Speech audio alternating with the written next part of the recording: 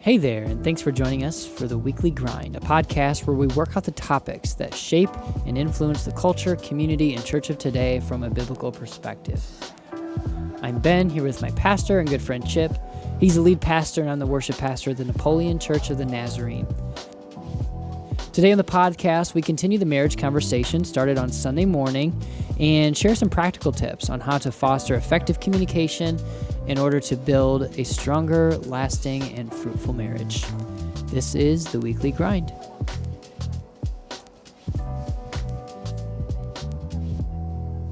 So one of the things that you and I were looking forward to as part of starting this podcast was to maybe take it in a direction where it's a supplement to Sunday morning, something that we've talked about on Sunday morning, but maybe there's some next steps. Maybe there's some resourcing and some just kind of basic. Here's how this is lived out. And when we talk about marriage and parenting and those kind of things, that's a great place to start with a supplemental kind of podcast. And that's what really today is. We started 2 weeks ago on a sermon series called No Place Like Home. Yep. And really talking about the foundational aspects of home life and how important that is to family health, to just our overall health as people. And so the first week we talked about, you shared about marriage and how marriage, the health of your home, one of your takeaways you had was the health of your home is led by your second priority. Obviously, God is our first priority in our lives for everybody. But then the health of your home is led by your second priority. And so share with us a little bit about what you meant by that, and maybe let's recap a little bit. Sunday morning, bring people up to speed. Maybe they weren't here. They haven't had a chance to listen back to that. Yeah, anytime you talk about family and then marriage and parenting, it's kind of a hot topic. Every church is probably having a series during the year on this. And why is that? Is because this is a crucial part of our life. And I think that God has given us the family unit to experience some things about himself. Like God is love. Well, love so often is best lived out in the family context. God is gracious. Well, understanding grace is best understood in living with somebody day in and day out. All of us are flawed, imperfect people, and good relationships only exist when there's grace. And then also just, understanding how life is supposed to work, God's truth. Like, this is how it's fleshed out. This is how it's lived. Well, man, and the family is exactly the place for us to realize, oh, yeah, this is what God meant, or this is how he wants us to live, or this is what works. This is what makes sense. And I shared Sunday morning, like, the biggest tool, or one of the biggest tools God's used in my life to develop my character and fashion and mold me into the image of Jesus is being married to Nicole. And living in a relationship like that, I have realized, wow, Chip, you really need to grow in this area. Or, sometimes through the marriage already, I've just realized you're just kind of selfish. You need to change inwardly. And I think the family unit, marriage, and then the added component of parenting, learning how to be responsible for somebody, and that depth of love that you feel for your child as the Father feels for us. I just think it's such a relevant series and topic, and we just want to continue the conversation today and really kind of give you some resources that you can continue to look at and explore, because this is where we're at every day, day in, day out. Rubber meets the road. We all live in family contexts. What does that mean for my life, and how can that be healthy as I am trying to be a Christ follower? It's a huge component of that. So cool. So obviously there's a lot of scripture that supports godly marriages and what it means from how husbands and wives are supposed to interact, and also Christ and His church. Yes. With out of Ephesians, and so there's a lot of scriptural support for godly homes, but there's also a lot of good resourcing out there. Yeah. People that have spent a considerable amount of time pouring into these, and just the totality of as God has revealed Himself to us and our relationships and how we are to be in relation with each other, have really kind of helped us along the way. And that's what we mean by supplemental resources. So Right. What are some of your favorite resources out there that I know some people have contacted you already about it? I had coffee with a guy this morning, and he was talking about last Sunday, and he was even sharing about, man, when are we going to do an entire series on marriage? I feel like every year we just need to have a series on that just to kind of recalibrate ourselves. Sure. But what are some resources? So like the premise of the first week, if you weren't there or if you just watched the podcast and you don't go to our church, the premise of the first week is the health of our home is led by the health of our marriages. And that's so countercultural, right?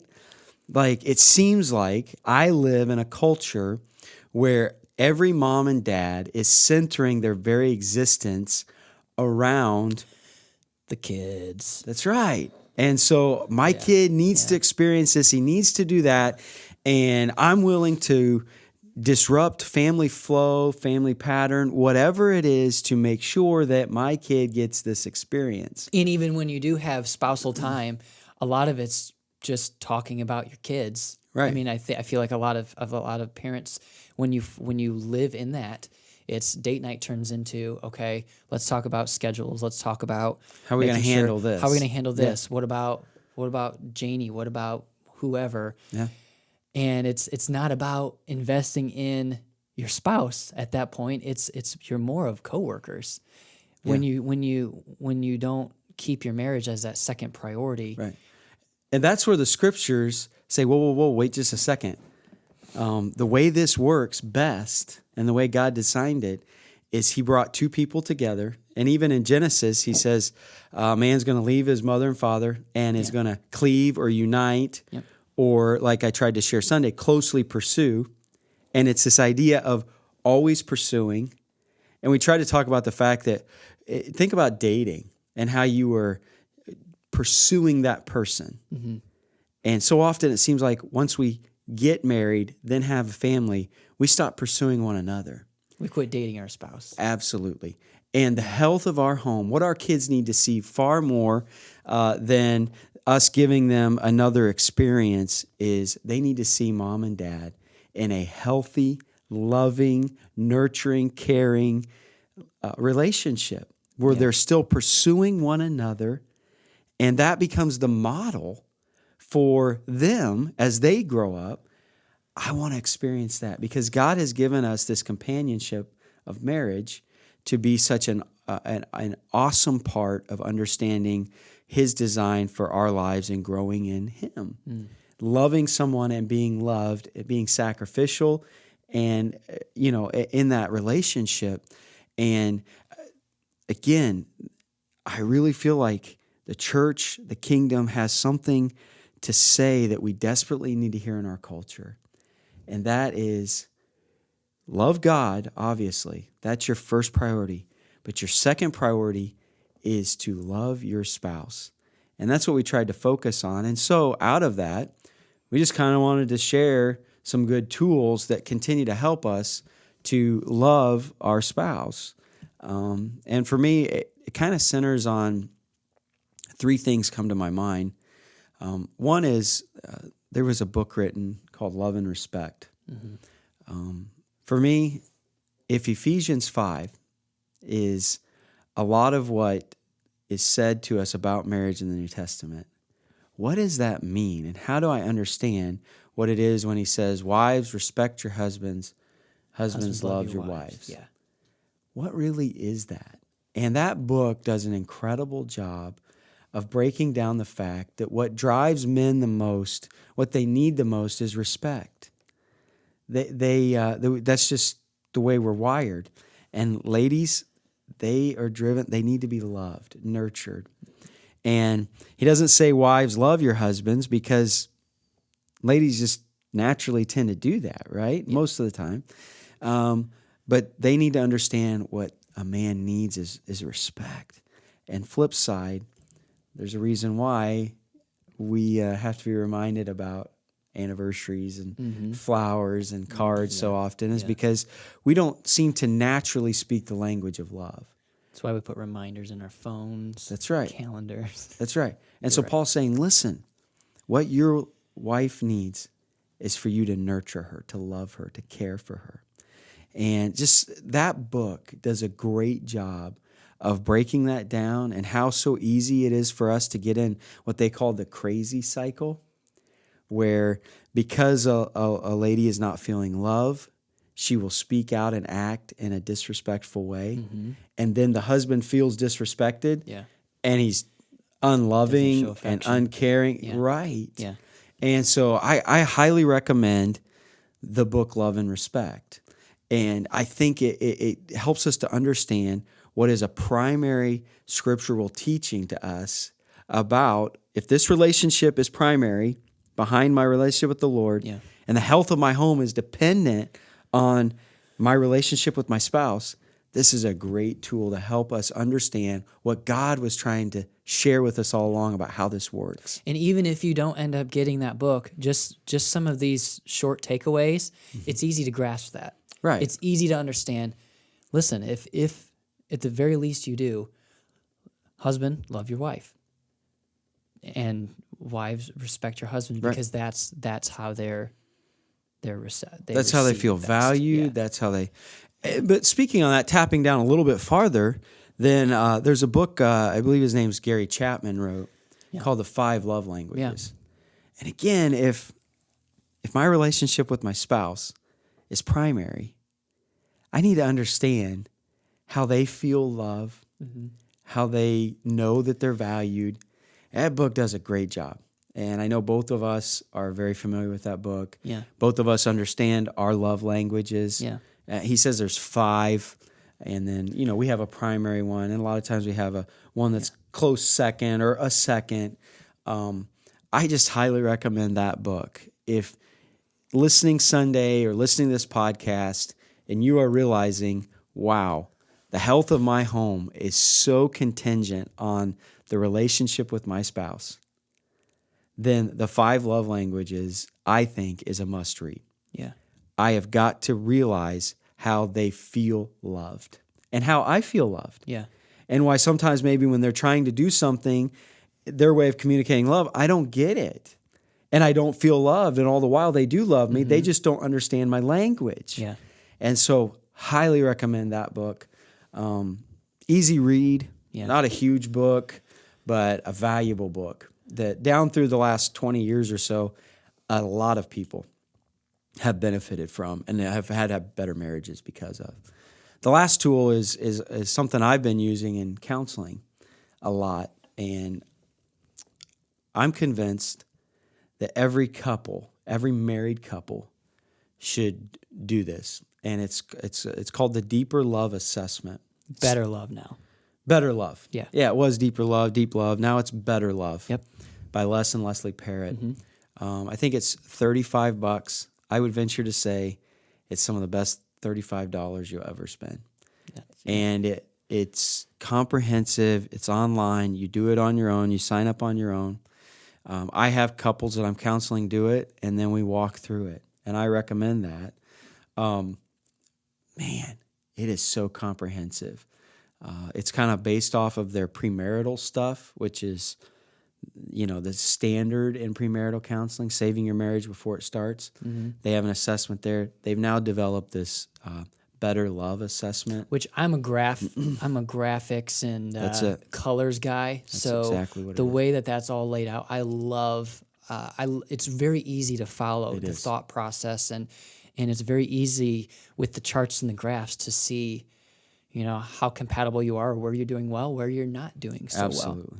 It's not just words on a Yeah. page. Yeah.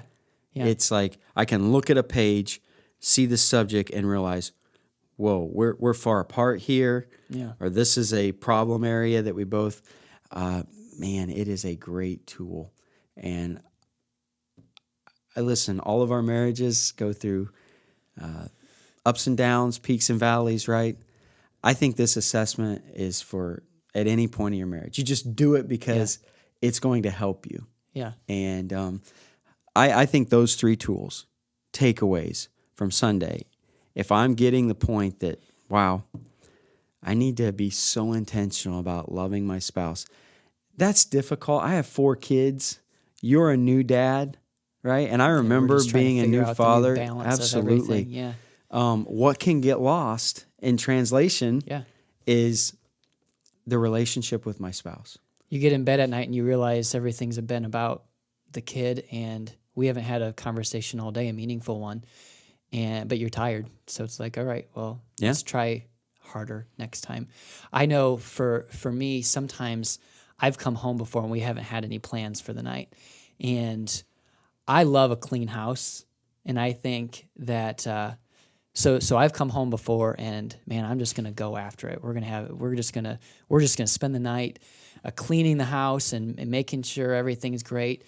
And that's what I found out was that was for me, because what's important to her is to be affirmed and affection. And so when she gets home, do I stop what I'm doing? Do I greet her? Do I look her in the eye? Do I give her a hug and a kiss? Do I ask her how her day was? Not while I'm over here doing something, but do I stop what I'm doing and do I actually look her in the eyes and look at? In the same way for her is she's learned that, man, the best way that I can show Ben that I respect him is to do my best to see that floors are clean, dishes are done when he gets home, those kind of things. And the fact that I like the crazy love, and even in the concept of love and respect is, like you said, we so often give the type of love that we want to receive. Yeah, that's right. And we have to think a little bit differently when it comes to the way that we treat and love our spouse. Is how are they going to best perceive and receive the love that we give them, and what is the best way for us to do that? And that's why marriage to me is a learning to love somebody in such a complete way. Mm-hmm. And that is Christ-like. That moves us into areas of living that he lived and how he lived beyond himself, serving, loving, giving. Yeah. And marriage has done Selfless. that for me. Yeah. Like you're right.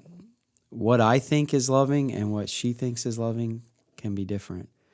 And it's on me, or it's on her, to understand and listen to the other person and to make that happen.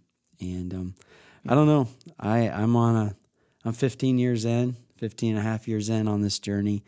I can't imagine my life not having met Nicole and the companionship that God blessed me with. But I also realize that, we're continuing to grow into each other. And we have, I think, a lot more experiences and growth that's exciting. That's coming. That's ahead, because you're together. You're moving into new seasons. That's right. You have a teenager now. Today. So now there's just going to be a new season of discovering each other in the midst of all the other variables. Yeah.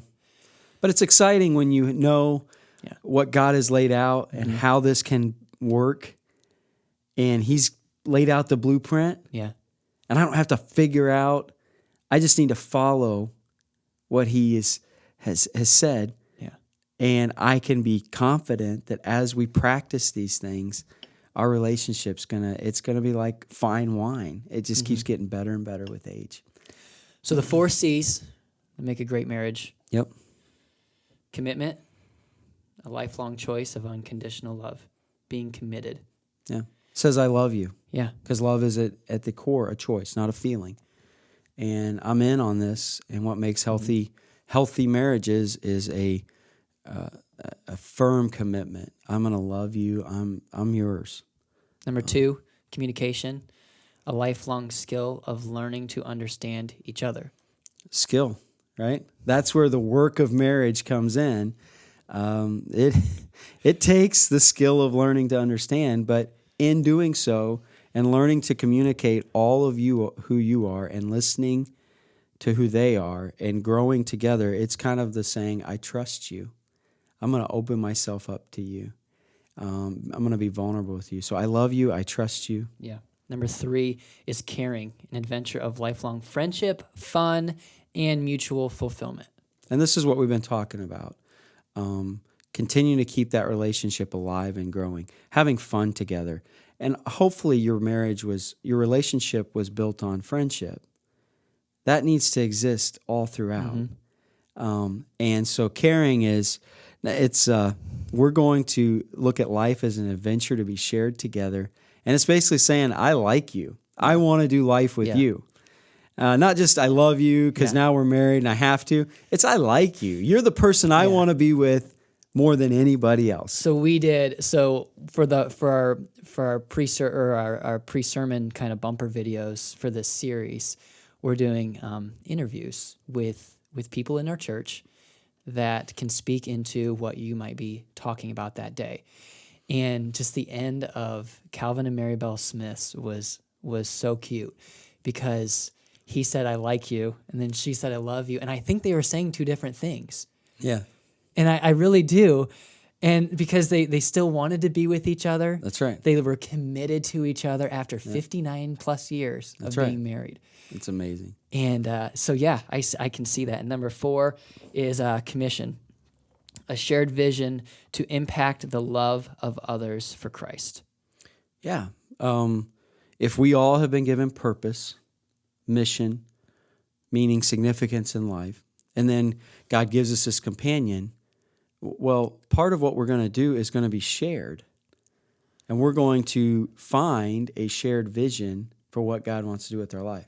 Yeah. And when we have shared purpose, boy, that's energy and fuel in a relationship. Yeah. It's not excitement. Just, okay, so we're growing and learning each other and experiencing life together, but what can the 2 of us do together? Or then what can our family do?